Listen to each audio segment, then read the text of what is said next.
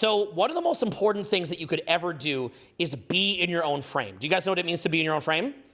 Being in your own frame means that you have a sense of reality where you're not hyper-vigilant. Say the word not hyper-vigilant. So in other words, you're not just scanning the other person for approval all the time. You have your set of beliefs. This makes you not just like blending into the crowd. You have your own unique personality, your own unique point of view, and you're not just approval seeking and so on and so forth. So the essence of natural social skills, the baseline to the whole thing, arguably, but there's a lot of baselines to the whole thing, but a major baseline to the whole thing is being in your own frame. So I'm gonna have Aaron. Now, Aaron Dowdy, okay, he has millions and millions and millions of followers, okay? It's AARONDOUGHTY, okay? Can every single person in this room follow Aaron? Yes. I don't hear you. Yes. Okay, look, if you wanna get a lot more out of this talk, Aaron is gonna show you the tip of the iceberg. Make sure that you follow his content, okay? He's got millions of followers for good reason. He is the best at what he does. So Aaron's been teaching a long time. So Aaron is gonna show you guys some ideas about how to be in your own frame. And then from there, we're gonna bring some of you up and break it down a little bit and show you how that comes out in communication. Could you guys give a hand to Aaron? Awesome. Thank you. Thank you. Awesome. Well, when it comes, there's this one technique that I want to share. It's called the frame technique. Now, this is something that I learned years ago that completely transformed my life. It's the thing when I get seen in public that people that recognize me from my videos, very often I hear from people that they applied the frame technique, it completely changed their life. It is such a simple process. I want to share it with all of you because I think it can help you learn how to feel safe in your own body and then tune to other people much less in the sense of needing validation or approval. Is this making sense? Yeah. Okay. Now, when it comes to this, one of the first times I learned this, I went to a life transformation place in Costa Rica, and there was this consciousness teacher that was at the front of the room that was teaching on energy and consciousness, and she had this exercise that she did that really shows the power of like this kind of energy. Now, what she did is she had everyone in the crowd, like right now, everyone in the crowd, send energy to the front of this room. Send energy to the front of this room. Imagine sending your energy to the front of this room. And as you do that, what the teacher was explaining is that as that happens, it feels like a bombardment of energy. It feels like it actually repels. It's like an energy that you can feel that makes you like kind of like back up. Now what happens is if I ask you all right now to bring the energy back into your body, bring the energy back into your body, bring the energy back into your body, and feel the separation between you and me. Feel the separation between the walls and you. What happens is then there's a magnet effect. There's this pull where you're so in your own frame of reality that it's like this magnet effect. It works the opposite way. Now, very often what people do is they assume that, oh, I want that person over there, I want to talk to them, I want to engage with them. They send energy. So literally energy is dispersing out of their body and going towards that person. Now, what happens is you're diluting your field of energy. What happens, is this making sense? Your energy is going out. It's making sense. Yes. And what happens is your energy is going out. It's literally like there's this esoteric teaching that talks about something called thought forms. This is esoteric. It's kind of woo-woo. But the idea is like there's literally thoughts leaving the electromagnetic field of your body going out. It's dispersing your own energy field. Now, when you learn to simply feel safe inside of your own body, when you learn to feel the separation between you and other people, you will start to feel more confident in your own frame of reality. Okay, so that's the first time I heard about this idea. And then years later, I had a shadow work coach who had a double PhD in Carl Jungian psychology. And one of the things he told me is I was learning about that, and he was teaching me about the difference between self and other. Now, self and other is this idea that what happens is many of us, when we were kids, we may have tuned to our environment to feel safe. So we may have had to tune to mom, tune to dad in order to feel safe and say, who do I need to be to get validation and approval? But what happens is we then take on the environment and we then expand our energy field to include everyone around us. And then it becomes our job to manage everybody else. And we end up then, you go out, you introduce yourself to someone else, and you're literally thinking, if I cause them tension, then I'm going to feel tension because their tension is my tension. Is this making sense? Yes. So what happens is your field has, as a survival mechanism, your field has grown to include the environment. And then the thing is if I can manage the tension in my environment, then I can feel safe. So what happens is when we do this simple process of the frame technique. Now the frame technique is very simple. What you do is you stare at a candle flame. You stare at a candle flame that's about a couple feet away. Your eyes are on it. What you do is on the in-breath, you focus on the separation between you and the flame. The separation between you and the flame, and you want to think of on the in-breath as one, it's self, okay? On the out-breath, you focus on other. You don't move the vortex of your eyes. You keep your eyes focused on the flame, but you focus on the peripheral. Now what you do is on the in-breath, you're focusing on separation, and on the out-breath, you're focusing on the peripheral, and this represents one, which is the separation, and the 0 represents other. This simple exercise, as you do it, on the in-breath, feeling the separation, and on the out-breath, looking at the peripheral without looking at it, but sensing the peripheral, you will start to feel safe inside of your own body. And what'll happen is you'll start to see that other people's stuff is their stuff, not yours. So what happens is when you're going out and you're maybe introducing yourself to people, you're at a social event, etc., if somebody else doesn't vibe with you, it's not your thing to manage their emotions, to get them on board, to sell yourself to them. If they don't vibe with you, that's their stuff to deal with, not yours. You don't have to internalize it. It's not your thing to manage, so that if you can get them on board, you're subconsciously getting mom and dad on board. Is this making sense? Yes. So exactly, it takes a lot of the pressure off. Also very attractive. And it's just a very different energy dynamic.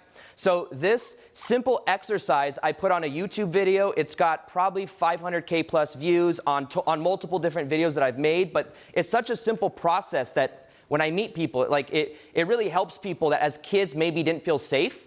So what they do is as kids looking for validation and approval in the environment. So instead of tuning to that, you start to tune to the safety of your own body. But then you learn that other people's stuff is their stuff to deal with, not yours. And then you start to feel safe in your own frame of reality. So you're not seeking the same thing on the outside. So it changes the energy dynamic. So, yes? Why do you think it works? Louder. Stand up. Why do you think it works? Louder. Why do you think it works? That's me forcing. Why do you think it works? When you're in your own frame of reality, like think about it like this too. If you are sensitive to other people's energies, think of it like you're in the bottom 3 chakras. If it didn't feel safe to be in your body, what happens for many people is they bring the energy up into their third eye, their intuitive center, to then tap into everyone else, the whole entire environment, to say, who do I need to be to feel safe? Who do I need to be to ease tension? So what happens is they become super sensitive to what everyone else is thinking and feeling. Now what happens is because there wasn't that safety in the body, it tunes all the way up to this intuitive center, but then you're not grounded in your sense of self. So I think what happens is one of the most attractive qualities in other people and people in general, and even in yourself, one of your most attractive qualities is to be present inside your own body. When you're present, that is attractive. When you're present, you don't have to say so much in order to get people to resonate with you, and if they do or they don't, that's their thing to deal with. It's not something you need to manage. So what happens is the frame technique is really a journey of bringing the awareness back into your body and feeling the separation. Now, one other thing I'll say is when my shadow work teacher first taught me this, I was living in Sedona at the time, and I was going through my own inner shadow work transformation.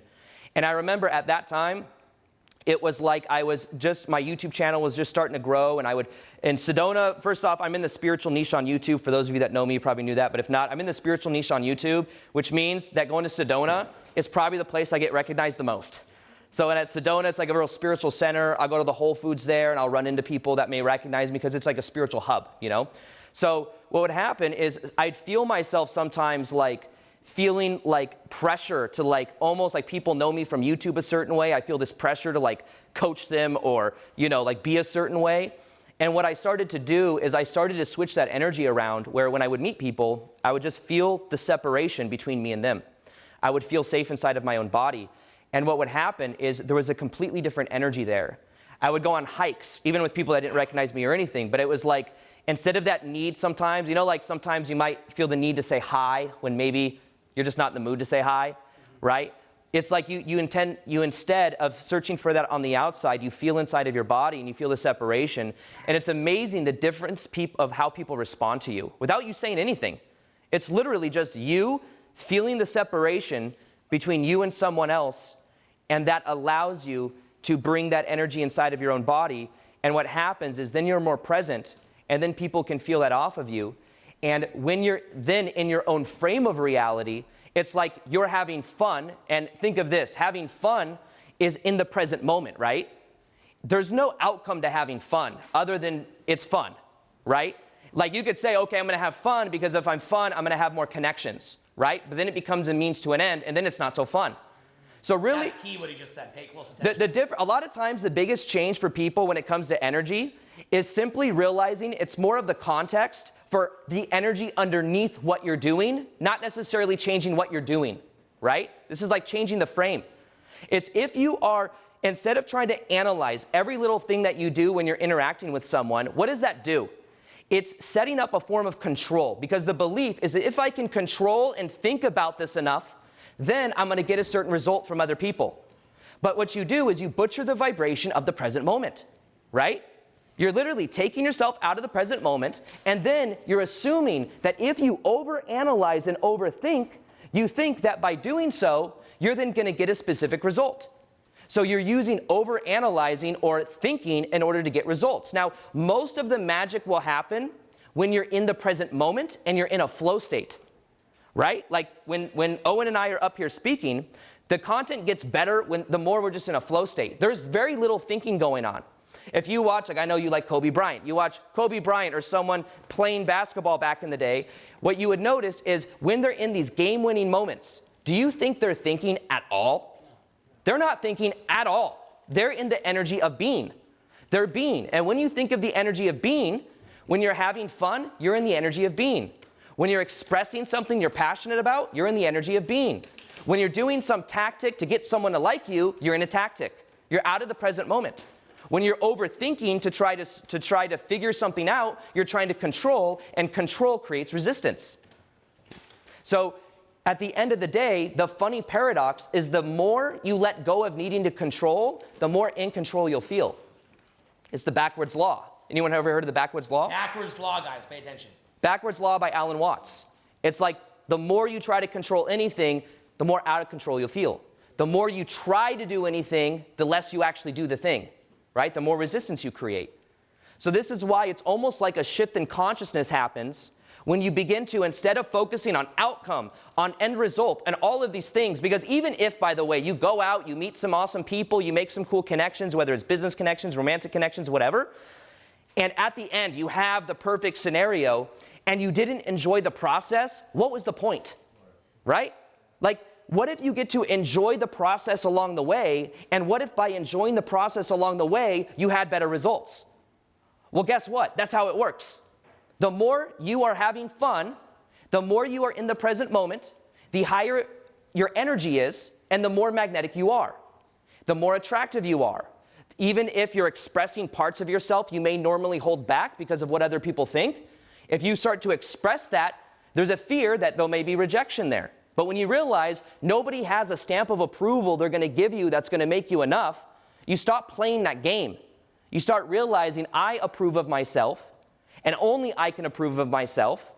And what happens is then the questions you ask yourself starts to change. So it's almost like you start playing a different quote-unquote game, but that game is, instead of focusing on outcome, it's focused on present moment awareness. It's focused on being present to the moment. It's focused on enjoying the process, because remember, it's not about what you do or the results you get. It's about who you become in the process. But you can be that version of you right now. The only reason you're going to have trouble being that version of you right now is because you have a big story that's been you've taken with you your entire life about who you are, that you try to remain consistent to because it feels safe and familiar. But in every moment, you're changing. You can make a new choice about who you are. You can let go of the past. You can let go of trying to prove yourself. You can let go of trying to get outcome. And by doing that, you start to be more present. So it's really a process. I view this whole entire process of socializing, of connecting with other people, it's really a process of connecting with yourself. Because whatever you believe about you is what other people feel. Does that make sense? Yes. How you feel about you is in your energetic field, right?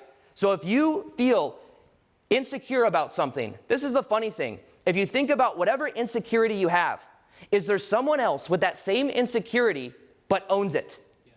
Right? There's people that own it, and when they own that insecurity, it doesn't limit them. So it's like there's reflections of other people who don't let that same insecurity hold them back. Who here was with me when we went out this year and I was in a wheelchair for half a year? Anybody got me in a wheelchair? What would you guys just yell out to me what you saw with me socializing in a wheelchair? Yell it out. You didn't give a fuck. Didn't give a fuck to go fun?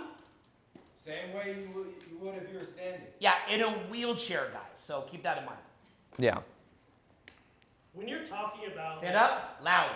When you're talking about energy... Oh, should we be this loud with the neighbor? Yes. Oh. When you're talking about energy work and with the neighbor, or not the neighbor, but energy work when it comes to the other person and pushing out energy... Can I ask you a question? Sure. What is the fear around the neighbor?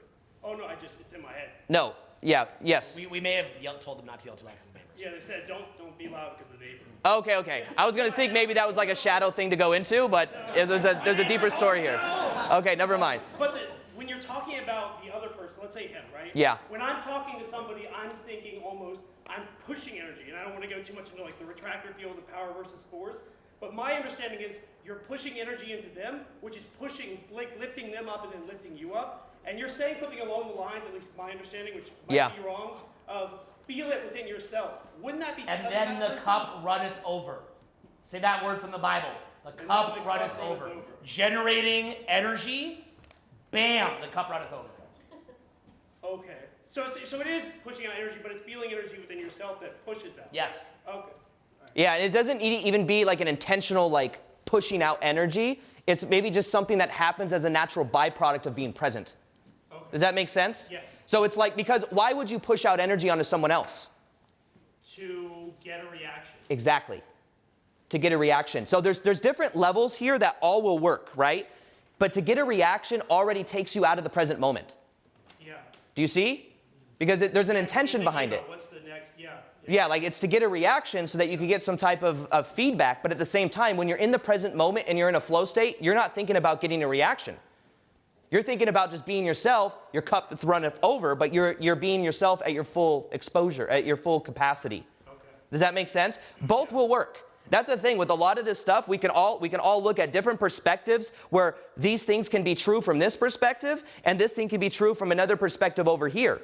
Does that make sense? Yeah. It just depends on the energy from which you're carrying it, right? And here, pass me the mic for 1 sec. Yep. Let me ask you a question. When Aaron is talking, can you actively feel that he's in a, and I'm not trying to be weird about this, but I'm just being honest. Do you feel that he's in a higher vibe than 99.9% of people that you'd meet on the street? Can you sense that from Aaron? Yes. I hope you can. Okay. So he's just in his body, just sharing. You can probably feel the energy coming out to you, right? So right now, I'm not even necessarily shooting energy at you. What I'm doing is I'm just building this big furnace, and it's just, and it's coming out. Now, by the way, a lot of people say to me like, oh, you have the, I hate to hear like, oh, you got the loudest voice I've ever fucking heard. Notice that Aaron has a loud voice, right? Unfortunately, at home, the mic balances all out. Like someone go, like watch this, I go, like at home, if I go, hey, how's it going? Like, hey, what's up? This sounds the same as how I sound a second ago on the mic. So no one at home can ever see this because of the auto bounce on the mic. They never get it, okay? But notice that people will say to us, how do you use the technique to get your voice louder? When you just have that burning furnace, like, and that's to me at a 6 out of 10, it just comes out, okay? That'd be one thing I say. Let me show you another thing Aaron's trying to show you, because I want to ground this for a lot of what you guys would understand from learning from me. So a lot of people, like many years we've taught social skills, right? You guys know we've taught social skills since 2002, and now it's 2020, almost 2025, okay? So when we teach social skills, back in the day, people would always be coming from a paradigm of, I'm at a low vibration, so how can I be in a low vibration and say this quirky or outlandish thing that would sort of allow me to stay with this parasite sucking me dry and running me and at a low vibration, but I could get the results of someone who's at a high vibration who might just make small talk. So the person in a high vibe could just make small talk. How could I say at a low vibe and get the same result as someone in high vibe making small talk, right? So what Aaron is trying to show you is how you might just say, hey, what up? Hey, like even if I just said like, what is your name? How are you doing? And the energy's coming out, I can be less creative and more boring, but because the energy is more stoked, it's gonna probably have a better result. Ironically, because, and this is another subtlety, in a weird way by me trying even less, but having that vibe, it looks even more cool because it's like you're not even trying now. Like in some ways being like really, really, really funny is amazing and I love to be funny and I'll be funny. But sometimes it can also look like you're trying a little too hard. It's like, why do you need to be this funny? Now, again, I'm gonna be really, really funny, but I'm gonna be funny on my own terms. So you wanna be funny in a way that's on your own terms. So you go into your mind and you just feel what is funny to you. Or have you guys ever seen, say, like my son Tristan, he's 5 at the time of recording this, right? Tristan's 5, and he's just sort of naturally in his body saying what's funny to him, moving in a way that he wants to move. He's attuned to how he wants to move and what feels good to him. Now, to be fair, there is some work for grown adults that have been traumatized, that are selfish and parasitic and dark and fucked up. There is some work to be done to like re-examine your frame. Because if you're just like a negative piece of shit, and then we say like, just be yourself, well, that may just result in you being a negative piece of shit. So there is some, inner examination of the place and the underlying frame that is your starting point that you want to, consider. Like, do I want to be a good person? Am I someone of integrity? Do I want to add value? But Aaron, remember, wades in the deepest pools of spiritual growth. And what is one of the big things that we learned in spiritual growth? Like in Zen teaching, Eckhart Tolle, and all the OGs of spiritual training, it's like you see the light of the other in you, and you recognize that we're all one. So his community largely is people that come from an underlying epiphany of we're ultimately all one. Well, I can tell you that I found that when I took on that belief of we're all one, which I do believe that energy of life that animates you, animates me, and we're all one, and that's very profound. At the same time, I found that as I became quote unquote more elevated, whatever you want to call it, I also became a little bit more codependent because I started managing other people's feelings all the time, and you become what's called hypervigilant. So you're also looking at paradoxes between, on one level, the spiritual epiphany that we're all one and feeling into people and having empathy, but then at the same time not being a panderer and lowering your value and lowering your energy. Yeah. Or, saying to yourself, how can I look at this person and maybe, I don't know, say make a cool invite and take them into consideration because you have put in the work to think about who you want to be and where you want to come from. So you have done that work of having awareness of how you're impacting another person, but how can you balance that authenticity with relatability? Okay, so say the word authenticity. Say the word louder, say relatability. Okay, so in other words, like just because you authentically are like a piece of shit, that's not relatable, and you've got to look at your underlying premise of who you are. So there's inner work to be done, and as you're doing that inner work and coming from a better and better place, that'll make you realize like that good place that you're coming back into from that work is really who you were all along. You always were a good person all along. You always were free all along. You always wanted to add value and to play all along. You always were that person. So it can take a little bit of work sometimes to consciously re-examine who you are and not just be a piece of crap. But then as you're doing that, you realize, wait, I'm not a piece of crap. I am free. I am loving. And then from there, you go back within yourself, feel into your own body, be in your own frame. And the more that you're just being in your own frame, the cup runneth over and the energy goes out. And the end result of that is that now all of a sudden, you don't need to have like the wiggity routine to hold somebody's attention. It doesn't mean that you can't use it. I had a video come out the other day where I did an interview and I did that little best friends thing. You guys see me do little best friends thing? And it was fun, but my relationship to that old school little best friends thing was I'm doing this because I don't have to, but I'm just kind of trying to put a little Easter egg in there for my old audience. And it's a little bit of fun. It doesn't take away from anything, it's fun, but I'm not coming from a frame of they're gonna leave if I don't ask them if they're best friends and they make the same facial expressions. Like they're about to leave. What Aaron is showing you is how to not be so hyper vigilant of if they're gonna leave. And ironically, it's like a butterfly landing on your hand. If you don't care if it leaves, it often stays. And some also do leave. And the people that are meant to leave, and the people who are meant to stay, they'll stay. Yeah. And there's also this other idea that has to do with something that's called paradoxical intention. Has anyone ever heard of that, paradoxical intention? It's like the harder you try to fall asleep, or the more you try to fall asleep, the harder it is, right? Well, paradoxical intention is that if you make it your intention to stay awake, you're more likely to go to sleep, right? So if you make your intention to go out and to meet other people and to actually find people that you don't resonate with or to get rejected even, what ends up happening is because you have the intention to do so and there's no resistance to the intention, you'll find it's much less likely to happen. Because there's no resistance there, there's no attachment to whether it happens or not. Does that make sense? Yeah. So energetically, this paradoxical intention is where you become good with the energy of I'm good either way. I'm good either way can become the mantra. I'm good either way. Whether you vibe with me or not, I'm good. Whether you like me or not, I'm good. Neutral on the response, neutral on the whatever the response is, whatever the reaction is, shows you that you're really in your own place of power. But the resistance is what you want to become aware of. This paradoxical intention thing is where if you go out and your intention is to actually get rejected, the funny thing is that you'll find it happens much less often. There was actually a book that did an experiment on this. There was a guy, it's called Rejection Proof. Anyone ever heard of it? It's a very interesting book where this guy goes on this journey where he wants to get rejected like 100 days in a row. And basically what he does is he gets so comfortable with getting rejected that the things he could ask for people to do that were like things he was for sure going to get rejected on, it just increased more and more. More and more people were going out of the way to help him because he had no resistance to it. So it was an interesting shift in energy. And then eventually what this guy did is he went to Krispy Kreme and he wanted them to make the donuts in the shape of the Olympics, like when the Olympics was happening.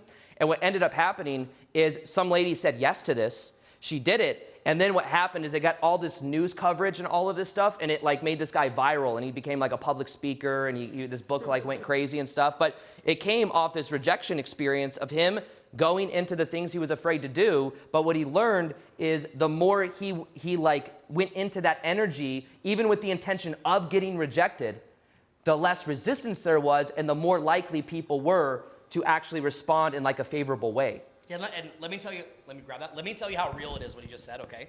This is how legit it is what he just said. So in 2004, I was teaching a guy how to have social skills. And I was like, look, let's go out and I'll teach you how to say hi to people. And I ran around the venue. It was actually in London, England, in this place called Tiger, if any of you guys have ever been to like the Leicester Square. And the guy watching me running around the venue and I was having a great time. He said, Owen, that's you, that's not me. I hate rejection. And I said, look, I'm actually okay with rejection. I'm going to show you that I'm okay with rejection, okay? So I'm going to show you me getting rejected, and I want you to observe how indifferent I am to rejection. So I went around saying the craziest nonsense, try to get rejected. Crazier and more absurd. Every interaction went amazing. So finally, and it got to the point the guy's like, see, I told you, you just can't get rejected. Like, this is totally unrelatable to me. And he was getting mad. So I said, look, here's what I'm gonna do. I'm just gonna stop talking. I'm not even gonna talk at all. No talking at all. I will just go up and stand there and stare. I will plant and I will stare. And I did this, and the most bizarre thing was, if you were to look at a cadence of a social interaction, and typically the person might say after 15 seconds, 20 seconds, where are you from? After 45 seconds, they'd say, what do you do? After, say, a minute, they would start laughing. After X amount of time, they'd say this, like just the predictable cadence of an interaction. I walk up, I don't talk at all, and they would just start laughing. They'd say, what do you do? I just wouldn't answer. They just go, you're not gonna answer, huh? Laugh, then they'd keep going. I could not be rejected. And it got to the point that every single training I do, I would start showing this, that I don't even need to talk at all, or I could say these crazy things. Unfortunately, sometimes saying crazy things could be misinterpreted in a certain way that I'm teaching something a little out there. But the point is, the goal that I was trying to show you is with the energy is right, people are energy sensitive. Then what would happen though, and here's the best part, okay? And this is like really will tie it together too for you as well. When I started wanting to show it as proof that I could just do this without even talking, what do you think would happen when I would do the demo? Take a guess. Come on, guys, take a guess. Oh, yeah, I look super stupid. And I can remember one time in Austin, Texas, I was out on 6th Street, and I'm like, oh, yeah, I'll crush this. I don't even need to talk at all. I got this. I'm the man. And I start showing this, and I went around the street, and I couldn't get it for like 3 hours and be like, dude, like, I flew in here from Europe and South Africa. I don't need to run around all night watching you like getting rejected 300 times while you don't talk. Like, could I just start, please? Like, and I'm like, I swear it works. Like I kept doubling down like a gambling addict, and it just never worked. And I was like, this is just the craziest night of my life.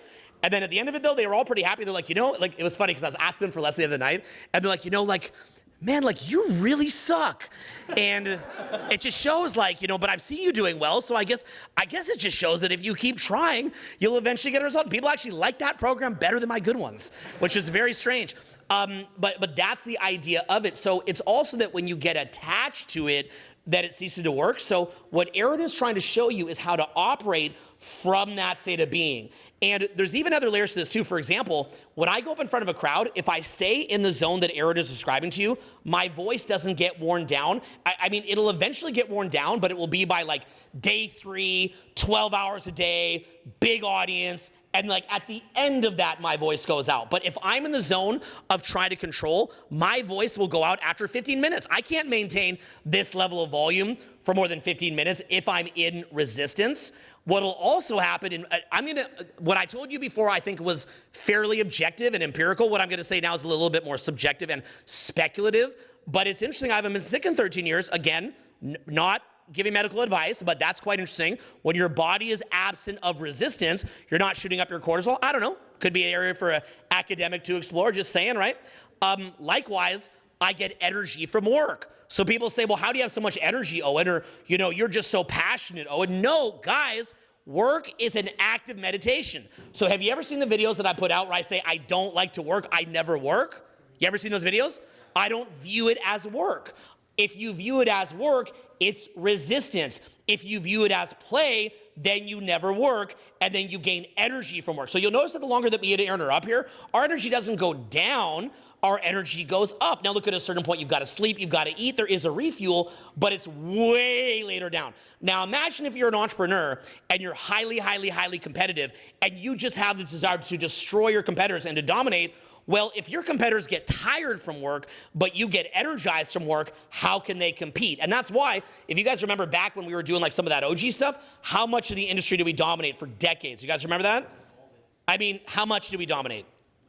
Like, it was like the Golden State Warriors with Steph and Clay and Draymond and Kevin Durant. Like it's like a joke. It's called playing for the joy of the dance. Say that. Playing for the joy of the dance. You always saw the Golden State Warriors, they were never stressed. They're just shooting half-court shots, celebrating, winning. They're not competing. And say this, don't compete against anyone else. Say it. Don't compete against anyone else. Don't compete against your team. Don't compete against your team. Play for the joy of the dance. Play for the joy. Okay, that's from a book called Tribal Leadership. The top organizations are not saying, oh, I'm better than everyone else on my team. They're not saying that we're better than everyone else. They're playing for the joy of the dance, gaining energy, and they're living in what's called possibility. Say the word living in possibility. Okay? So what Aaron is saying is you're not going out trying to compete with your buddies when you're out. You're not competing against getting approval. You're not looking for approval. You're not generating resistance. Rather, what you're doing is you're interacting for the joy of the dance itself. And then from there, what's going to wind up happening when you do this is you're going to see your energy is going to go up. Well, what are the attributes of when your energy rises? You're going to say this word. You're going to try less, but get more. And also, you're going to be more at the cause, less of the effect. So what's going to happen is you are going to be in a higher resonance, and then that internal resonance will begin to align externally. Not 100%, bad stuff can happen. You can stub your toe, but in general, better stuff will start to happen. And so that's what we're getting at. And so a lot of people, what they do is they're in this competitive kind of work mode, or they overthink social interaction. And what winds up happening is, here's what I actually believe it is. If you want to know what I believe it is, here's my honest belief. This is a little bit more subjective, but it's my personal opinion. I believe that in the same way that we have physical parasites in the body, I believe that our consciousness also has parasites. And part of that ego structure parasite, and listen closely because everyone with the parasite, by the way, all of you that have the parasite are going to tune out. Like everyone here that's got rid of most of the parasites, amazing. And everyone that has the parasite is going to zone out. So if you feel yourself zoning out now and your RES is focusing away from what's being said, that's because you're under the spell of the parasite, okay? Or maybe I suck, but I think I'm going to say go with the parasite. So the parasite, what it's doing is it's hiding from things being ease. Okay, it's hiding from things being easy. So whenever I put out a video where I say things could be easy, you can make millions easy. You can have social results easy. You can do it from a wheelchair. You could do it if you're dumb. It can all be easy. I get a lot of responses on, especially TikTok, but a little bit on IG, but you know how TikTok is, of this is some rich guy who has it easy. And when he says things could be fun, he probably means drugs. He probably means hedonism. And when he says it's easy, he probably means he's selfish and he's not spiritual. Okay, when I say you can make millions of dollars easily or have social results easily or travel easily, it sounds like it's egotistical, it's bragging, and it's unrelatable. The lucky person got it, the unlucky person doesn't. You have haves and you have have-nots. In reality, there are haves and have-nots, but it's have-nots of spiritual growth and haves of spiritual growth. And so what I'm trying to show you is a mode of existence, and Aaron is relaying this better than anyone I've ever seen. I mean, can you guys agree that that's the best you've ever seen? Yeah. I have never, that's all you got for Aaron, guys? After he just gave you? Okay, let it, okay. Anyone that didn't speak up, that's the parasite, because that I've been in self-help a long time. That was the best breakdown I have ever seen in 20 years, because he specialized in it. So I tell you to follow him on Instagram and YouTube. That is the best breakdown I've seen, showing you what it means to be at ease. And that's why I brought in Aaron to bring in the heavy artillery to back up and to fuel and to kind of buttress some of the points that we've been making for a long time, which is this. There is a mode where making money is easy. There is a mode where you're working 100 times harder than the average person, but really not working at all, okay? Me and Aaron are not working up here. You see that? When you go out tonight with us, you're not gonna be working, you're gonna be having fun. It's all fun because you're within your body. That is fueling the energy and cycling the energy in your own body, which is amplifying it, and it's making you 1,000 times more powerful. By the way, it's also, in my view, raising your IQ. People who do this kind of work, seem to be hyper smart. Me nor Aaron had higher than average intelligence. Aaron worked at Barney's. I was a failing student growing up. We are not hyper intelligent, but it will seem that way because as the energy is cycling, the energy is moving around. Last point. A lot of the system that you see here where people eat fast food, drugs, alcohol, medicating themselves, numbing themselves, want to be on autopilot, don't have a sense of identity, want to be part of a tribe, us versus them, and all this satanic entertainment system of garbage, that whole thing is basically operating that people that have a parasite, the elites, some of them, not Elon, but a lot of them, and Elon's got his moments, but a lot of them, but what happens is they generate this system, they are asleep, they generate a system that keeps you asleep, and then the people that are asleep fight to maintain that system. That's why they crucified Jesus, because when they said, hey, you know, do you want to have this one bad guy get crucified, or do you want Jesus to be crucified? They go, crucify, crucify, because the parasite is running them, and when Jesus was healing people, that meant that he is healing and dissolving the parasite. So anything in you that wants it to be hard is a parasite. It is hiding from God. God's light comes in when you get rid of the parasite, okay? It's like there's light on you, and the parasite blocks you from the light by making everything hard and distancing you from the flow. So your goal is to dissolve the parasite. How do we dissolve the parasite? Giving, caring about others, but not being hypervigilant. It's how you relate to the giving and so on and so forth. Well, what is the best way to give is to be yourself. As you're being yourself, energy self-generates because you're tapped into God, energy is generating, and then the cup runneth over. It's all covered in the Bible, guys. Read the Gospels. Matthew, Mark, Luke, and John is all in there, but don't just read it as a story. Read it as an instruction manual done in metaphor that you could interpret, and that will be the most important book you ever read, ever, bar none. So that's what we're trying to show you here is fundamentally how to be in the kingdom of heaven while here on this earth. And life can be so hard that you're a homeless person who lives in pain, does heroin, pokes a needle in their arm, begs for food, throws feces at you, rubs feces on themselves, gives hand job to an old man in the park for drugs, and that could be your life, just waiting for something outside of yourself, like a drug, to make you happy. Or you can go within yourself and you can give that same feeling of fulfillment, of wholeness, of knowing who you are within yourself by what Aaron is showing you here. So this is a very, very, very advanced teaching, and there is a spectrum from the homeless person where everything is hard, life sucks, no manifestation, to life being easy, fun, and tapped in. And he's showing you exactly, this was bar none the best breakdown that I have ever seen in 20 years. Can you guys give me a hand for that? That was an incredible breakdown. And just any little tidy ups that you have on that, to bring it full circle, but that's sort of my take on it. Awesome. Well, thank you guys. I appreciate it. In general, one other thing that I will mention about this that I think it's important to realize is that a lot of times what we may be doing subconsciously is we're replaying similar stories of whatever our core story is. We're replaying that and finding people in our lives to play back those patterns. So it's almost like subconsciously we may be addicted to guilt or shame or feeling not good enough. So subconsciously, we go out into the world and we project onto people this story. And they will literally play out the patterns because it's the path of least resistance, or will attract people to play those patterns out with us. So very often what can happen is we go out and we try to change external reality. We say, I don't want to feel shame, like there's something wrong with me, so I'm going to get your approval and validation. But what ends up happening is we're playing that game. We're trying to prove it to other people, and they are confirming what we fear to be true on the inside. But remember, it's either we are projecting it onto them and they are playing out the energy dynamic, or we're attracting people into our lives to play out those patterns because it's in equal alignment with our belief system. So if we believe we're not worthy, how can you attract people to actually show you that you are worthy? You believe it's not. And what will happen is you'll actually have evidence around you of people that are reflecting back your worthiness, but you won't be able to see it because it's not in equal alignment with what you believe to be true. But you will find a lot of evidence that says, see, this person doesn't like me. See, I'm not worthy. See, there's something wrong with me. See, I feel guilty. So it's almost like that's where the power starts to come back to us. Because then what we can realize is we can own the story. We can own the belief and we can own the energy instead of believing the false narrative that it's the outside reality that needs to change. It's about realizing that it's an internal reality that we're attached to. And one of the main reasons we're attached to this energy is because it feels familiar. Does this make sense? Yes. This was the storyline when we were maybe 3 to 6 years old, when we were in a theta state. Like up until 6 years old, we're in a theta brainwave state, absorbing the beliefs of our parents, absorbing the beliefs of what things mean to us. So in our subconscious mind, literally we believe I'm broken, there's something wrong with me. And by the way, if mom or dad had had stuff that was messed up or whatever, because they're our parents and they're our source of survival, rather than think there is something wrong with them because they're our basis of survival, what do?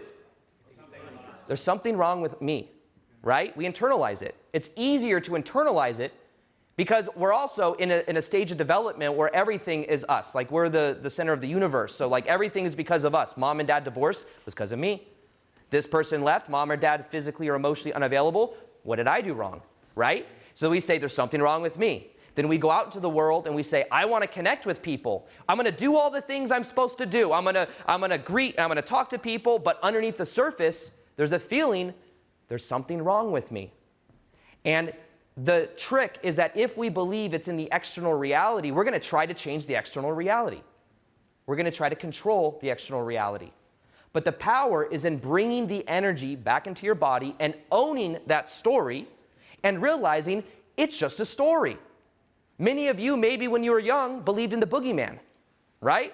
You may have jumped around on your room trying not to let the boogeyman get you, and then you jumped into your bed and you went to bed. But then what happened? One day, you realized there was no boogeyman. The boogeyman wasn't going to get you. That story changed. But what happens is these core stories when we were younger, we just continue to believe them. We continue to get evidence of it, and we continue to confirm it in our reality over and over again, not realizing we can change it. And anyone that's experienced any level of transformation has done so because they've decided that instead of this happening to me, this happened happened for me. And a lot of the transformation in your life is when you start to give things new meaning. So rather than believing I'm broken, there's something wrong with me, there's energy. You can work with that energy. You can learn to forgive mom and dad. Forgive yourself. Look at maybe bringing in some higher power, whatever that resonates with you, whether it's God, the universe, whatever name you give to this energy, allowing that to flow through you. So that instead of trying to get your needs met through the external, looking for other people to validate you, you can start to feel validated from the divine, the energy within you, and whatever name that you give to that. So the last thing I'll say is let it be easy. If we believe transformation is hard, it will be hard. If we believe we have to fight to prove ourselves, we're going to do that. But if you let it be easy and realizing that your beliefs about the process impacts the process, right? So if you believe that transformation is hard, if you believe that beliefs are hard to be changed, if you believe that letting go is hard, then guess what? Letting go is going to be hard. But just like I know that if I have this marker right here and I say, Can I let go of this marker? Is it hard for me to let go of this marker? It's easy. I can just let it go. But let's say I tell myself a story about this marker. My grandma gave me this marker. I've had this marker my entire life. I got it when I was 3 years old. I've carried it around me everywhere I've gone. It's been around every single major transition in my life. This marker's been with me. And this marker is something that's very special to me. I feel empowered when I hold this marker. Well, now, is it easy for me to let this go? No. Right, but it's actually just as easy. It's the story. Is this making sense? Yeah. It's the story we take to put on anyone. If you're talking about an ex-girlfriend or boyfriend or whatever, and there's some challenge there with letting them go, it's easy to let go. But the story you tell yourself, because you believed in the false narrative that it was the only marker you're going to have in your life, it was the special marker, the deepest, darkest marker you're ever going to have in your life, guess what? You create resistance, right? But letting go is easy. It's a choice. It's just that sometimes the meaning is something we're tied to because it feels familiar. It feels familiar. It reminds us of a lot of times we'll attract people into our life that play out similar, familiar childhood dynamics over and over again. So It's a coping state, right? It's a what? It's a coping state. It's a coping state, exactly. It's a coping state because we're trying as hard as we can to keep the same familiar energy active. That energy is the parasite Owen is talking about.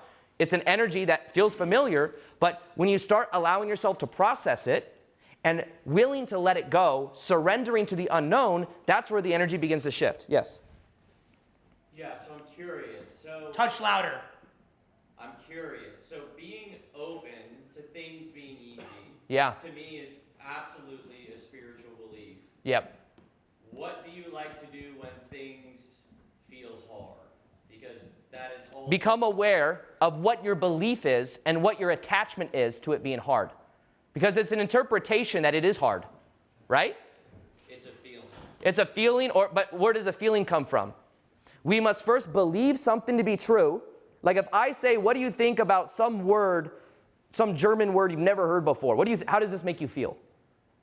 Gubenstamen flying Marktum. I feel excited.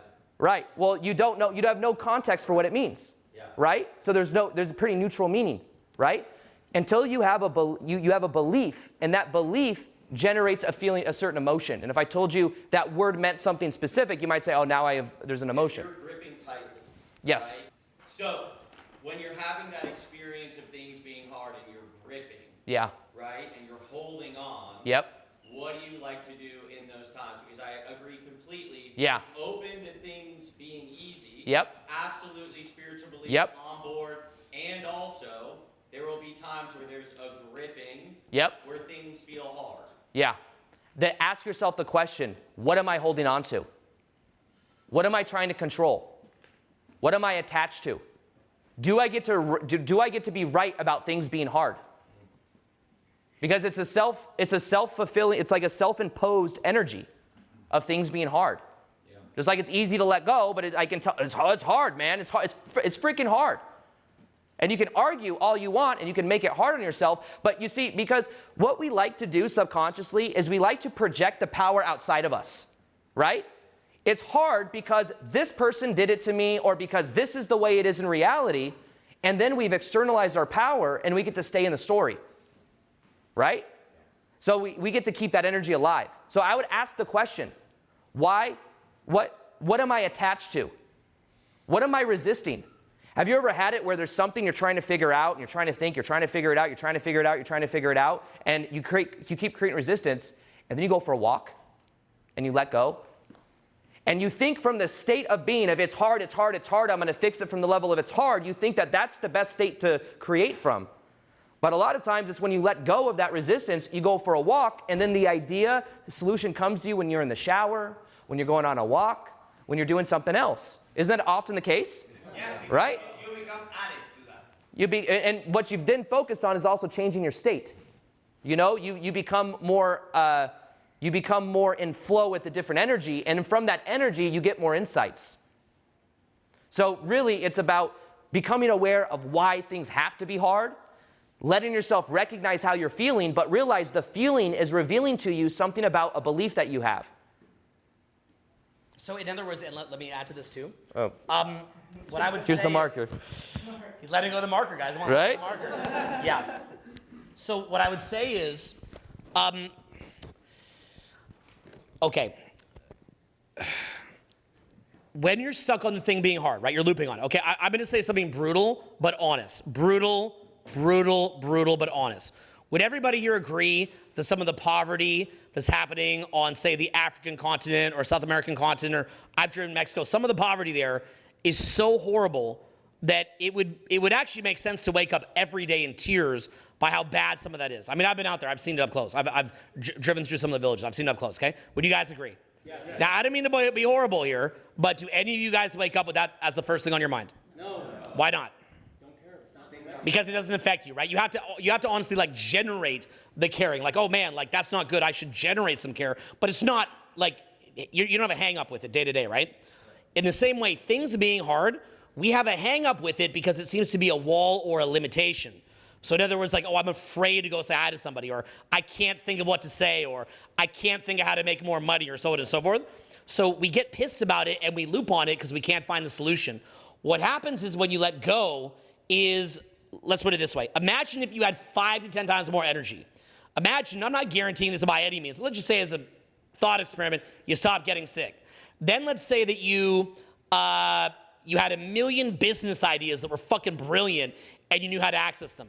Then let's say that your attention span increased and you had, instead of looking at bullshit TikTok, which there could be some good stuff there, but you know my point. Then what you do instead is you started looking at maybe very dry and boring, but highly lucrative internet marketing books. And then all that time that you spent looping on what you hated, you just read internet marketing books. Because to be honest, you guys ever even seen a lot of like the political disputes that happen in the world in the news? Like they're always talking about politics, like who did what to who and all that. I'm like, look, could we all just shut the fuck up and just learn internet marketing? And like, I know that sounds diminishing, but could we all just become millionaires in the next 3 months by setting up a funnel? Like, could we all just be millionaires in 90 days by setting up a funnel? Like, would y'all who are getting mad right now really care about this if in the next 90 days you had a funnel and you had $16 million in your bank and, you know, your biggest stress was picking which Hawaiian island to vacation on? Would you really care? Yes, all those things that you're mad about would still be true, but if you're not mad about the poverty on the African continent, you probably wouldn't be mad about this, and the world might be a better place, and we can all come up, and we can all win. And so what happens is that heaviness shortens our attention span. So we can't read a marketing book. That heaviness makes us too afraid to go talk to people. So then we get hung up on our ex. You know, I don't really get hung up on an ex that easy, not because I wouldn't love an ex. I love it. I love every ex I ever had dearly, more by the day. But there's such an amazing group of people to meet out there. There's always someone else to meet. You know, you had your favorite movie. It's the best movie you've ever seen. Why not check out another movie? Yeah, it might be another year of like watching movies not quite as good as Avatar till you see Avatar 2, and then you see Avatar 2, and you had a little funnel on the way. Or maybe you could just stick with the same person. That could be great too if it has a flow. So notice that so many of these problems are self-generated. You guys seeing this? So what Aaron is trying to show you is he's trying to show you here how you self-generate your own problems by being hyper-vigilant, addicted to approval, not being in your own frame, not self-generating your own vibe, not raising your vibe. Do feelings cause the belief, or do beliefs drive the feelings? And which one comes first? Are the feelings, if we have a feeling or an emotion, do we then cause a belief to happen because we had the feeling? Or is it the opposite? Or do they both happen? Or how does that work? Yeah, it's a good question. So in general, the way that it works and the way that I've learned it to be and the way that also you could maybe look at this from a different perspective, I'll share both perspectives, is that it goes belief. From belief generates feelings and emotions. From emotions and feelings comes thoughts. From thoughts comes action or not action, inaction. From action, then you get certain results which reinforce the initial belief. So it goes beliefs, generate a meaning, and then based on that meaning is then the feelings that can generate from it. So in general, though, a lot of the times when we're kids, we're primarily in a state where we may not have as much conscious beliefs or knowledge of the beliefs we have. So it may be also that our nervous system, the nervous system that we have, is generating a specific feeling based on familiarity, and then we attract situations in our life that are reflecting that back. So the challenge is that many times we may not be consciously aware of the beliefs that generate the feeling. So it could be subconsciously you're somewhere and you just start to feel not safe. You're like, well, where's the belief? This doesn't make sense to me. But subconsciously, you may have been in an experience before where your nervous system had similar associations where then there were triggers there that caused something to not be safe. So you might start getting a feeling, an intuitive feeling, or maybe it's just something subconsciously poking out at you. But in general, there's some form of meaning that's there. Whether that meaning is conscious or not conscious is determining whether it's a conscious or unconscious meaning or belief that is there that's generating the feeling. Does that help? Yeah, let me even add a touch on that too. So what I would tell you is, I view massive action as exposing the holes in the boat, okay? So let's say that you're building a boat, right? And that boat is your internal beliefs. It's where you focus, which then manifests in your behavior, right? So you've got this boat and you're building it. Well, what you do is you throw it in the water for a sec, and then that's gonna show where all these little leaks are coming on the boat. So I don't recommend building a boat without kind of checking it in the water, right? So for example, let's say that I'm working on my beliefs, I'm meditating, I'm becoming more present, I'm releasing trauma, et cetera, et cetera. Well, now that's all well and good, okay? I've done that, it's all well and good. Then I go out to a party, right? I go out and I go say hi to somebody, and they don't want to talk to me because maybe my energy's a little off. That's fine, not everybody's gonna talk to you. But let's say that I talk to 50 people that night, and a clear commonality is that my vibe is putting people off. And then even as I walk up, people are kind of getting a bad vibe from me and running away. Well, that's like kind of putting the boat in the water. And it says, okay, well, Owen, what is the belief that I have about who I am and my base principle of life about how I'm showing up for people that's putting them off? And what's going on with my energy, that my energy's a little bit off, that people are running away? So maybe I go work on that a little bit and I say, who would I want to be? How would I want to show up? And maybe I even audit a little bit of what the other person's experiencing and think what would be a win-win for that other person? Not a lose-win, not a win-lose, but what would be a win-win, right? Like a way of relating to them. So then you go home, you work on that, you improve beliefs, improves focus, that shifts your behavior. Then you go out, and as your behavior improves, you get what's called a self-fulfilling prophecy. Say self-fulfilling prophecy. Self-fulfilling prophecy. So now all of a sudden, you're getting a self-fulfilling prophecy, interactions go well, and then now that gives legs to the table of your belief. So, and I also believe that it's very, very hard to memorize a lot about inner transformation if you're not maybe having a vehicle for that transformation. So maybe, for example, you could be like building a business, right? And then you're seeing that you're creating chaos in your business. Well, now that's giving the exposure, so then you kind of come back and you say, when I meditate, am I present for 20 minutes? Or am I trapped in my head going crazy? You know, right? Like, can I feel a sort of underlying refrigerator hum of tension in my body? Or can I feel that when I'm doing a marketing piece that I'm seeking approval? And then you can self-reflect, you can see the feedback, and then that feedback gives you the little trail of gold that you can follow, right? And so it's an oscillation that goes back and forth. I have personally seen that people that are absolutely focused on outer results, it's actually been a common thing in the social skills building community to where they become addicted to always having all their ducks in a row, and whenever they don't get total validation, they're on the verge of killing themselves. I mean, my old mentor, Mystery, he was in this famous book by Neil Strauss, and the very opening scene was he wasn't getting validation, and he was on the verge of blowing his own brains out because he was so amazing and is so amazing at getting external validation, but as soon as the rug got pulled, it really hit him hard. And he would tell you that's all open, that's not like hidden or anything. He would tell you all about it. And he's changed a lot and evolved. And then from there, you also have people that I meet that have spent years just working on the inner, and they finally go out and they finally build a business and they get bodied and they're shocked. They say, I thought I raised my vibe. What happened, right? And that's where I think, for just in my take, is it's a bit of a pendulum where you're just kind of looking at both, and it's a process, right? And even as you build, later when you become a multimillionaire, you don't even really care about the money anymore. You just use the business as a vehicle for your inner growth. So it's like, okay, I got 50 million bucks in the bank, cool. But I don't want to just sit here in my own head living in a fantasy, fantastical world. I want to still connect with the outside world. If you look at Magic Johnson, the NBA player, he actually got HIV when he was younger. He's like one of the most famous basketball players ever. And he has more money than he would ever need. He doesn't need to engage. A very high vibe guy, right? But Magic still builds businesses. He still, is a public speaker, an announcer. He engages, right? So by him engaging, that's keeping his feet on the ground, as opposed to getting so much off into left field or whatever, right? So we want to go within, and then we want to step without. We want to go inside ourselves and find the answers within our own intuition. We want to get a mentor. We want to feel the vibe and feel that powerful serendipity, but we want to get around smarter people, and we want to read great books, right? So it's a pendulum in my view.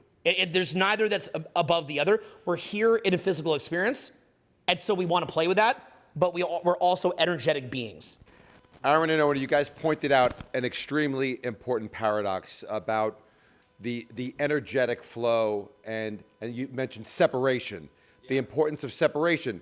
So grounding in our own energy, but there's separation of ourselves and our own embodiment with others. And Owen, you always talk about source power and channeling source power and pushing source power out through you. So there's an energetic flow that you always speak of channeling that, and you credit that for what you do, that energy flows. But you mentioned that need for separation. Yeah. And I thought I want you to kind of opine on that a little bit more, because I think that's the secret to not giving yourself away, but energetically, empowering yourself at the highest level. Yeah, great question. So I'll actually share a little story about this, because I believe that in the structure of separation and boundaries, you can actually allow more surrender to come through. So I'll give an example. Last weekend, I did a 2-day live event, and I had 100-something people come to LA. And in this live event, at every live event I've ever done, in the beginning, I expressed something called group agreements. Group agreements are where what we do is there's certain group agreements that we agree to as a group to keep the energy safe so that more energy can come flow through. One of this is no crosstalk. One of this is phones are off. One of this is boundaries, because very often at my live events, in between sessions, if there's a 10-minute break, I'll have a whole bunch of people come up to me to ask me questions, and then it drains me of energy so that I can't do what I'm doing at the front of the room. Now, what happened is at this live event, the focus was on surrendering to the unknown, and I kind of started off the live event talking about that. It was like 5 or 6 hours a day of just me speaking and interacting with the crowd, doing live hot seat coaching and all these things. So I didn't set the group agreements. Now, what happened is at the end, towards the end of the day, my energy level started to go down. It was just a long day, but also everywhere I went in the room when I was engaging with someone, other people would just start yelling answers and their thoughts out. Like while I'm walking through the crowd with 100 people, and then people's hands were flying up every I'd say something and I'd be walking around and 10 people's hands would fly up every couple. It was very stimulating. But what I realized is I did not set the group agreements that I normally set at the beginning. And because of that, it's like I didn't communicate that boundary, that separation. So therefore, there was a lot of chaos that was happening. There were people that were talking out of turn, and then there were hundreds of people on Zoom, the virtual ticket, that couldn't hear what the hell was going on. So what I did is the second day I went in, and I started it off talking about how structure is needed for surrender. So I established those group agreements that I made a mistake. I've done many live events before. We always set group agreements. And then I explained that there's going to be group agreements now. What this means is no talking out of turn, only raise your hand when I ask for hands to be raised. I had all these rules that I expressed. What happened is the whole energy of the room shifted. People started to relax. I got told later when I was walking outside, someone came up to me when I was in the bathroom actually. He's like, just so you know, once you did that, my nervous system relaxed, because the day before it was getting kind of chaotic. So what happened is in that structure, in that separation, there was more flow that could come through, and there was more of that equal agreement between me and the crowd and just the crowd in general, where there was more relaxation that came through. Now what happens from an individual perspective is we're not just allowing source energy to come through, but it's like instead of wanting source to come through, we're looking for validation from others. So it's trying to siphon and take energy from other people by giving them the burden of meeting our needs. That depletes energy, because we're trying to get something that we think is going to fill our cup, but it won't. And we're also saying this is more important than this, than the divine flowing through. So I believe that the separation thing that we're talking about, it's about feeling separate from other people in the sense that you feel safe in your own body. You can still feel connected to other people, by the way. You can do that frame technique with your girlfriend. You can do that technique with people in your family that you still love deeply. Doesn't mean that you're not connected to people. It just means you're taking back your energy and you're giving them their energy. And you're not trying to take their energy or project your energy at them. So it switches the energy dynamic, where then the energy is clean, and when you're clean inside of your own body, you have more access to divine to flow through. But that structure, I think, is important, and most people grew up without the structure. They grew up without feeling safe to be in their body. They grew up trying to meet the needs of everyone else in their family, And because of that, they've made other people's needs their thing to manage, other people's tension their tension. So it's hard to focus and allow the divine to flow through when you're focused on everybody else. So that separation allows you to feel safe in your own body. And then through that, there's like structure, because also the other aspect of this is knowing your values, your frame, the things that are important to you. When you know what that is, you're not looking on the outside for other people to tell you what it is. You're not tethering to other people to like find that value and meaning because you found it within yourself. Does that help? Oh, absolutely. Yeah, that's amazing. And even building on that, what I'd say is one of the original epiphanies that we've always hammered is when you start doing social interaction, the instinct is to do what's called reaction seeking. Reaction seeking is where you don't feel good, okay? You don't feel complete. So and there's things that I can tell you to say that will crack people up. Like a simple one would be, you make a good girl face, but you have a bad girl mannerism. I mean, something as dumb as that, where it's just kind of like hot cold, slays every time, okay? It actually slays every time. So you just say that simple thing. You have a good girl face, but you make a bad girl mannerism, right? Something as simple as that, okay? And as soon as you do that, you're gonna see them cracking up. I mean, it's gonna floor them, right? Like simple things like that. 9 times out of 10. You know, obviously you can meet someone a little weird. So when you do that, if you don't feel good in your own body, you will get in the habit of saying that, you're pushing that button again and again and again. And then what happens is when they like what you said, they laugh. That fuels your frame. So that trains you to continually, kind of like a spoiled kid that wants to regulate their emotions by looking at an iPad and not learning to actually calm themselves down. Not that you couldn't do that here or there. It trains you to get a good reaction, to seek reaction, and to seek consensus, and to be hyper vigilant for reaction. And then when they give you the good reaction, that feeds your frame. So that's providing the legs to stand on. Yeah. What winds up happening is you'll go talk to people, and on a great night, if you get enough validation, if you get enough external validation, you will smash it. I mean, external validation, I mean, it's addictive for a reason, because sometimes it works. But external validation takes you for a ride, because you get the external validation, which then addicts you and attaches you to the external validation.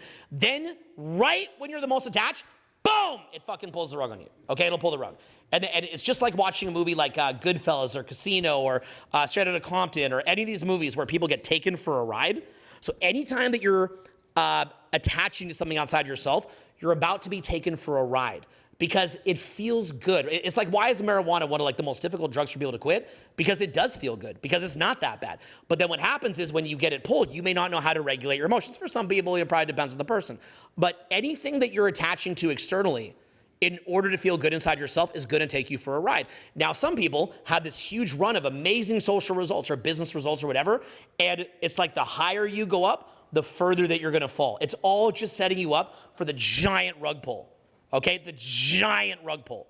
So even if you have a significant other that like loves you to death, if your entire sense of self is built off that significant other, it is just setting you up for this massive rug pull, because at some point they're gonna get sick of just having to pander to your frame all the time. They're gonna pull the rug and you're gonna be shattered for years. You can ask any beautiful woman inside and out, you can ask them that question, and yeah, they will tell you like, yeah, like my last 5 exes, like they still text me, they kind of stalk me, because that guy lived in heaven for a minute because she built him up, and then boom, the rug got pulled, right? That doesn't mean not to attach to someone or to be vulnerable, but you also have to keep yourself too. So the better way to do it, just to bring that full circle, the better way to do it is you shoot that fun into yourself.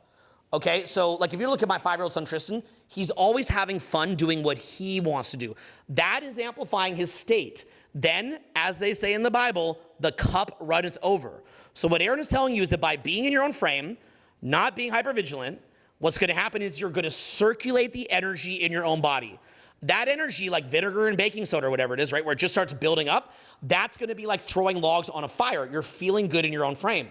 And what's gonna happen is, paradoxically, you're actually adding value by feeding logs into your own frame. Now, this could be misinterpreted. How? This would be misinterpreted by a negative piece of shit human being who's just a sack of shit, cockroach, vampiric little taker, who hears what Aaron is saying, goes, ooh, I already do that. I'm already a sack of shit who's in my own frame, because they're not considering another person, right? Aaron is deep, deep, deep in the spiritual community, which is the most beautiful little souls you've ever seen. Good people, but who are harming themselves by caring a little bit too much. That's called codependence. this advice would run slightly contrary to somebody who is negative. So you have to pair this with looking at yourself. Who am I? What is the underlying premise of my existence? How do I show up for other people?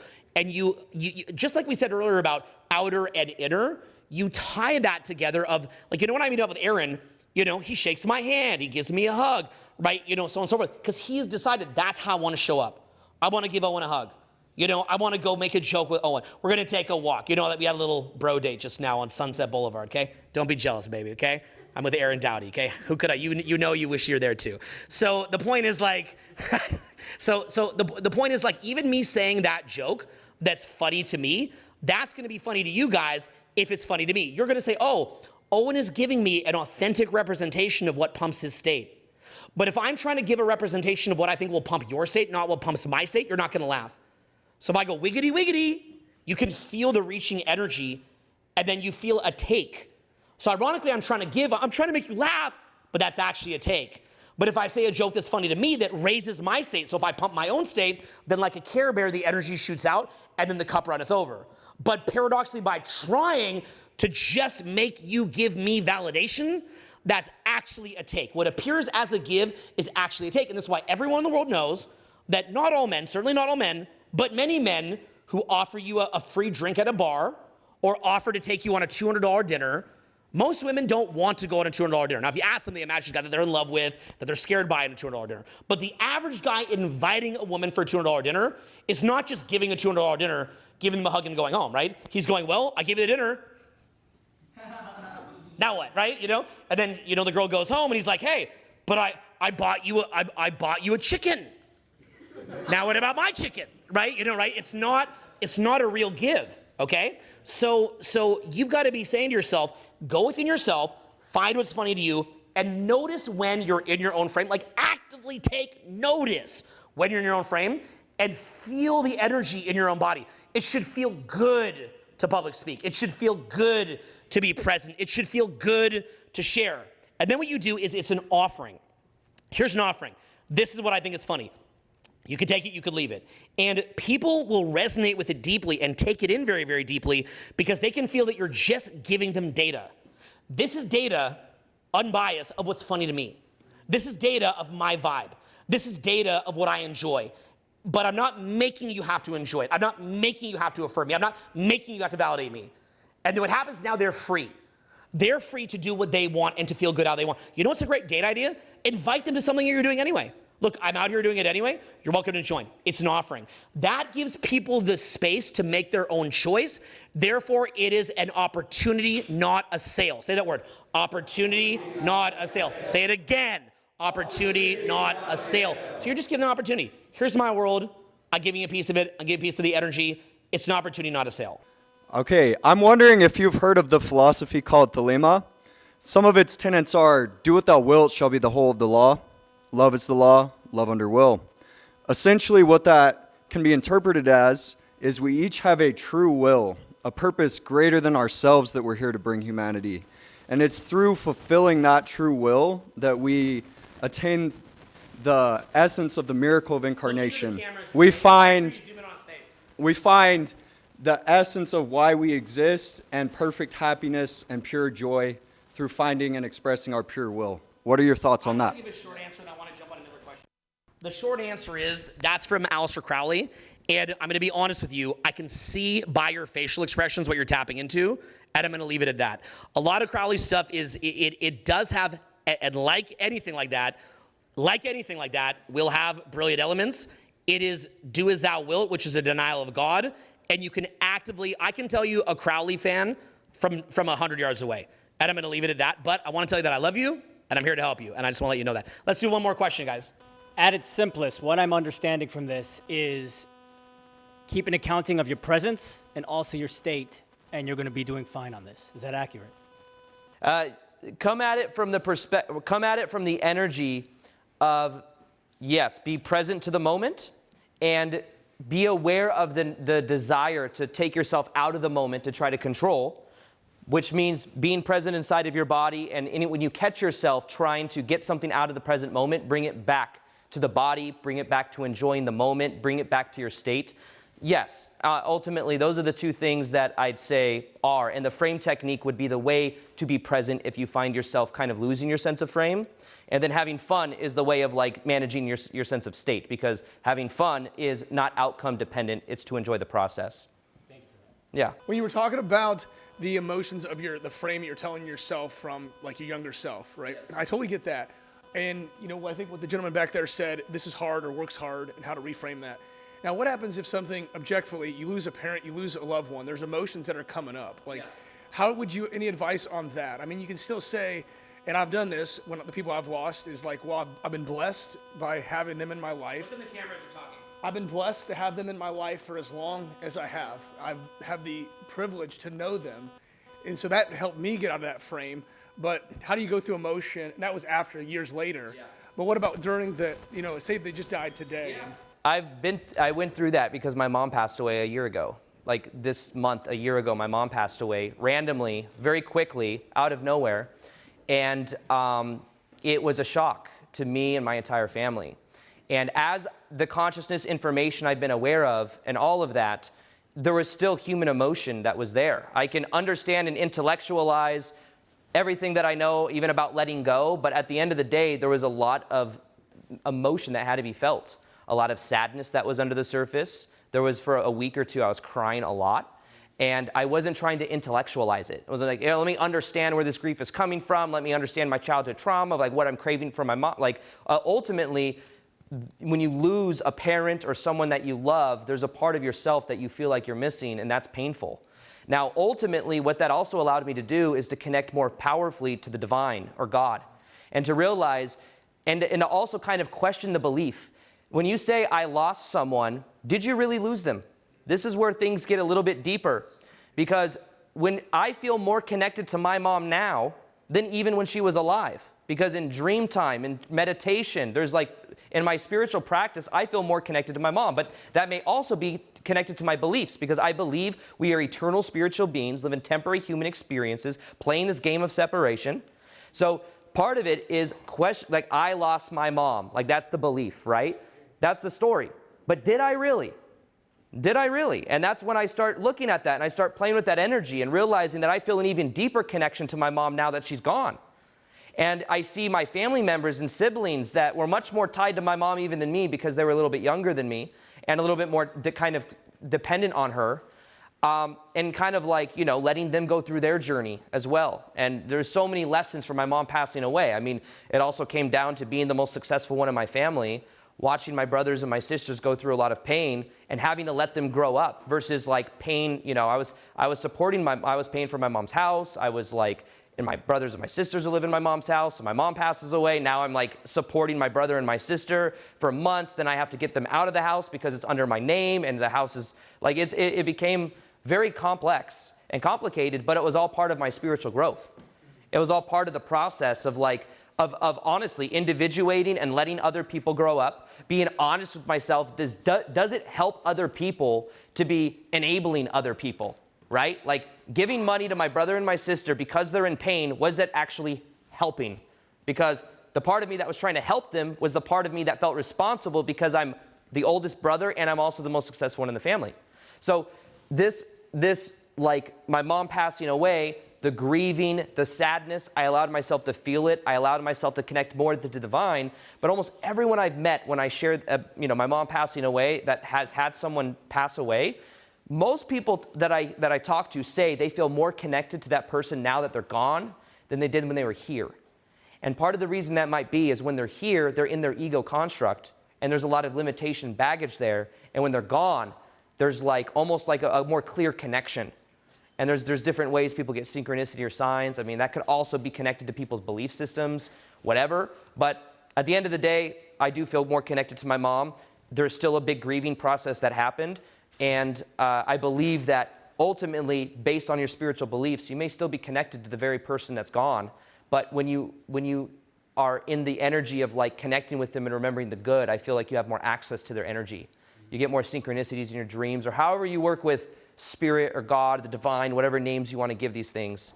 But yeah, feeling to heal it's still important. We're all human, you know. But what you really lost also was is also like the meaning of like what this person meant to you, you know? And that your mom or your dad or a family member or a friend, I mean, they can mean something very deep to you. But when you're really looking at that, you can be honest with yourself, like that meaning may still be there. You may still feel connected to that soul, person, whatever name you give it, but you can also create meaning in other ways in your life, you know? I can connect to my family members in a new way because we can remember her, and that meaning can live on, you know?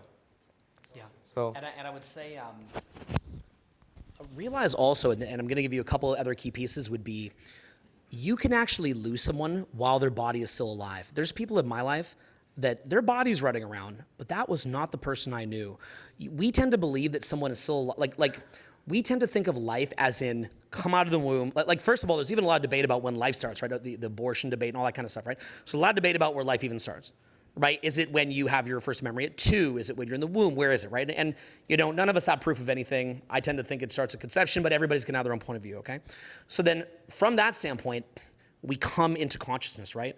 And eventually that person might hit the peak at some point in their life of who they were, right? Like the full bloom version of them. It was funny because I had a dream the other night of, I remember one of my good friends in my 20s and 30s, one of my best friends. And later he just became very demonic and nasty. And I watched him just tap into the wrong things. Like he just started tapping into the wrong thing, and that was giving him power.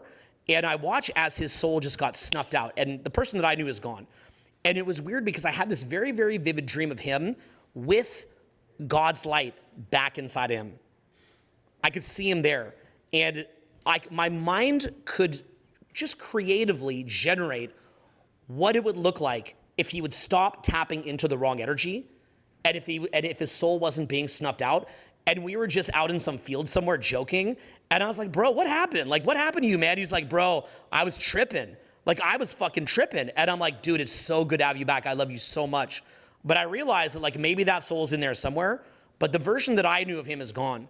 And I've seen that of many people where it's sort of an Icarus thing. Like, they fly a little too close to the sun, and they're letting in a little bit too much light, and they snap, and they get brought back, and they give into the darkness, and they come right back down, and you will never see that person again. And, you know, you could say the same thing about, I mean, it's funny because celebrities in many ways can function to show everybody stable data about things that happen. Johnny Depp showed what happens with borderline personality disorder. You know, and Joe Biden shows what happens with Alzheimer's, and that's, even if you're a Democrat, I think you could acknowledge that, right? No, I mean, it's a little crazy, guys. Like, I mean, he wasn't like that 4 years ago, you know, right? And like, so you have a guy with Alzheimer's running the whole country, so you can actually see how incredibly sad that is. I mean, it's unbelievable. I mean, he's probably, you know, not long for this earth, right? And it's a really sad thing. You guys are laughing. It's like, you know, I mean, it's like, it's funny, but it's like hilarious in some ways, but it's also not funny. I mean, he should not be up there. Like, that's old elder abuse.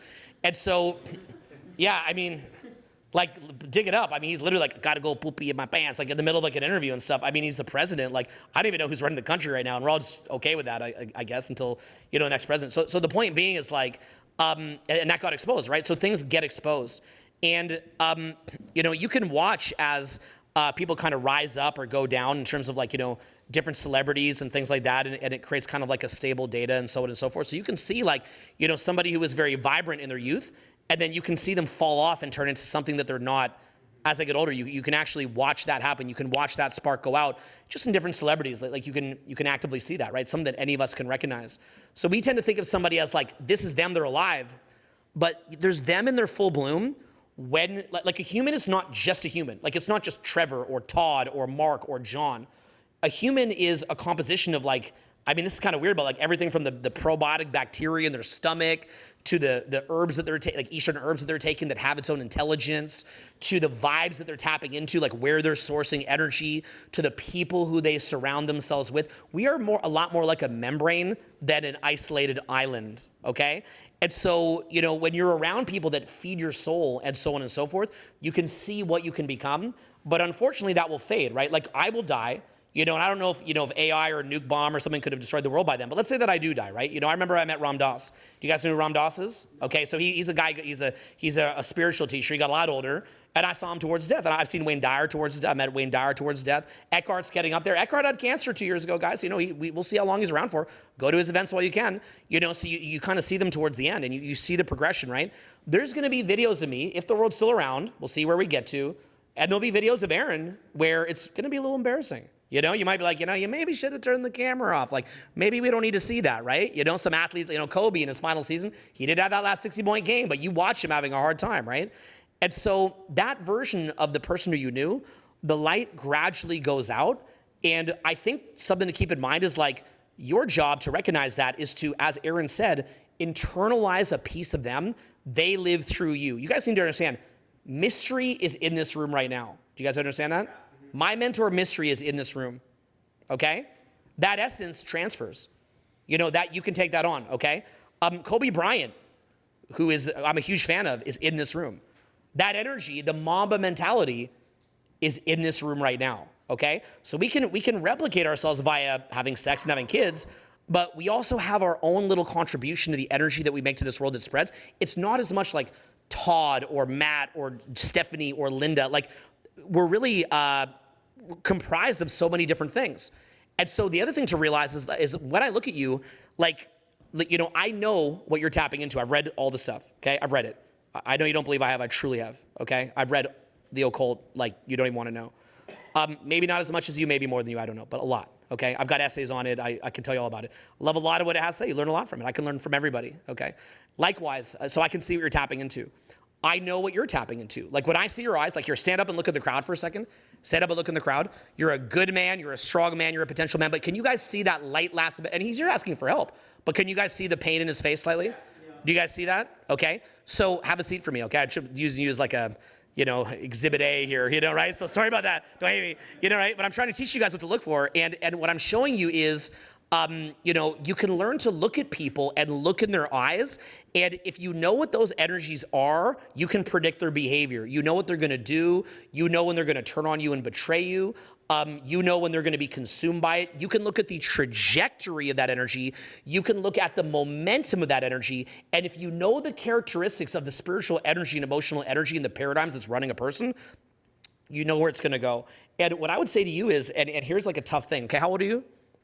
You're 38, okay? You're a 38-year-old man. Now, when was your loss? How long ago was it? Mom passed in 2015. Okay, so you're looking, so it's looking at about 9 years. You have a more recent loss or no? Just. Yeah, my grandpa, who was he passed in 2019. I'm gonna say the meanest thing ever. I have no empathy for anyone whose grandfather died in their 30s, okay? Whenever someone's like, my grandfather died in my 30s, I'm like, that's a celebration, bro. Okay, yeah. No, but it's still a loss, too. It's still a loss. Yeah, it's still a loss, right? It's always funny, like, my friends will be like, my grandmother died. I'm like, how old? It's like, 103. I'm like, celebrate. They won, okay? Worry about yourself, but it's still a loss. It is still a loss. So it's still a loss. Still someone gone, right? But the point being is, like, that loss is in you. Let me explain this to you real quick. You have a very short period of time. You have to view time as both the infinite and to funnel the infinite and good vibes and the eternity into your interactions in your life, but also to recognize that you paradoxically live in a finite reality with time. And at age 38, you are in your absolute freaking prime of the legacy that you can add to this world and the good vibes and energy that you can add to this world. People are gonna die. You're gonna have people that cheat on you, stab you in the back, steal from you, shit talk you, and die.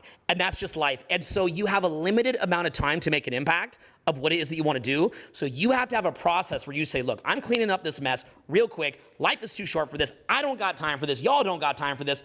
As a man and as a woman, you've got to just quickly clean it up and refocus on what has value to you. So what I would ask you is, and put the mic to your mouth as you say it, what has fucking value to you? Connection. Okay, what else? Yes, because you're a man, so it can't just be connection. What else? No, that's true. I value connection too. It's massive, but what else? What do I value? You need a North Star. It can't just be other people in the connection. Okay, what else? What would Jesus want you to do while here? What are you here to build? What are you here to create? What is going to come through you? This is important. Do you have children yet? No. You're a 38-year-old man childless. How are you going to meet a partner who you can have children with? Likewise, what are they going to see you building? What pride are you going to put in your sons or daughters when they see you building it? What do you do for work? A few things, but I'm a preventive medicine physician assistant. That's amazing. Okay, so that's amazing. So I'd love to see you get centered on what it is that you're here to build and know that your mother's watching. And you're gonna see your mother again. And your mother's inside you right now in the weirdest way possible, just like you're inside her because it's all this big soup, okay? So it's a membrane. So what I'm saying is it's a spiritual, physical soup. So what I'm saying to you is this: get recentered on that thing that your mother wants to see you here to do. Find that North Star as, that's my North Star of my purpose as a man, as David Data would say. Funnel Jesus' energy, spiritual energy, into that purpose, and you'll find a lot of this stuff will fade and dissolve. So yes, you want to release it, you want to feel it and go through those processes, but you can't just navel gaze. You have to also have accomplishment. Do you feel like right now you're stacking wins? And I know that's such a horrible, non-spiritual thing to say, but you're a man. Have you been stacking any wins? Oh yeah. Okay, so focus on stacking wins and what your mother would think of that. I think that would be potent. Anything more to add? I'd say one thing I will add that'll kind of touch on what you were mentioning also with purpose just in general is that when I started following my purpose in 2017, I used to work at Barney's New York selling women's shoes. I worked in women's shoes as a sales rep for like 8 years. And then I was so into spiritual awakening, reading hundreds and hundreds of books and seminars and all that stuff, and I started making videos. That's when life really shifted, was when I started making daily videos on YouTube. I started committing to my purpose. When I started living my purpose, that's when I started meeting other people that were also living their purpose. One of the things to filter in reality is like, if you want to meet people that you have a deeper connection with, you have to be living your purpose, because that's when you're in the energy of who you really came here to be. Like, think of it like an antenna, like a radio signal, and you're putting out a frequency of your true you, like your true North Star, the true you. You then allow other people to tap into that frequency that you attract as a magnet.